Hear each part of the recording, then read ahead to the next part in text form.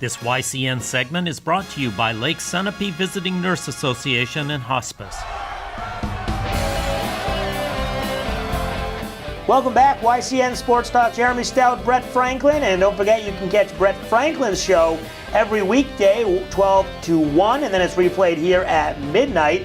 And Brett, you had me on the show on Tuesday, and we were talking some Bruins. Obviously, the big win on Memorial Day, coming back from 2-goal deficit, and rightfully so. You're pretty high on this Bruins team. They're looking really good.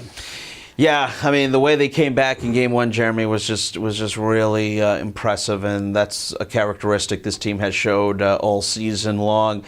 I think a devastating loss for the Blues in Game 1, right? Up 2-0 on the road in Game 1. You could kind of sense it in the building that things were not going the way the Bruins were hoping for, but again, this team has done it all year long. The ability to come back, secondary scoring, I think, has been huge. Sean Corrali, scoring that go-ahead goal, and again, Tuukka Rask, I thought, played really well Game 1. I don't think he was challenged. He only had 20 shots on him. The 2 goals that he was giving up, I don't really blame him because they were off sloppy plays from his defense in their own end. I think I picked the Bruins to sweep the Blues. I think they're just head and shoulders above St. Louis. No disrespect to St. Louis. The difference that the Bruins have right now is that secondary scoring, that depth that they have, right, and the Blues just don't have it. And they've seemed like the Bruins have had the depth advantage in the last 2 series, or at least last series, in the conference finals. So you look at the Blues, and I mean, what are their chances? What kind of message does the coach give them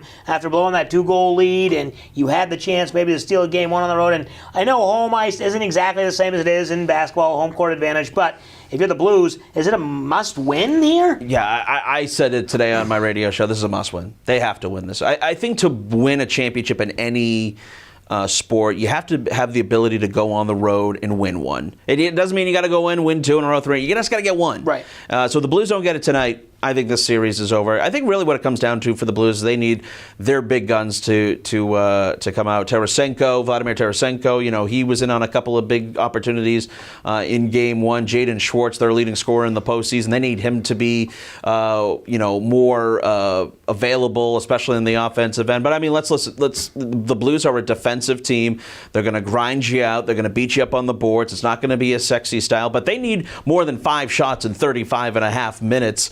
Like they had in Game 1. So I think for the Blues, it's to stay to the game plan, but we need more chances in front of the net and start to put some offensive pressure on. We cannot have, if you're the Blues, saying we cannot allow the Bruins to have that sort of domination like they had in Game 1. And you look back at the goaltending of Rask, he has just been unbelievable. You mentioned it yesterday on the show, 91% save percentage or something ridiculous. And it's almost like the Blues can only afford to give up a goal because they're probably only going to score 2 goals. It feels like the way, those 2 quick goals weren't even Tuukka's fault, and they didn't get any more, as you mentioned, the last 2.5 periods or whatever it was, 2 periods. So it seems like the Blues have got to play defense because they aren't scoring more than 2 goals. Right. I mean, and as we said, they're a defensive team. It's not, they're not going to outskate you. And, the Bruins were much faster on the ice in Game 1 and it's been interesting because they've always been the slower of the teams that we've seen here in this postseason. Yeah, I mean, really the Blues are going to need Jordan Binnington, their goaltender, to really stand out on his head and really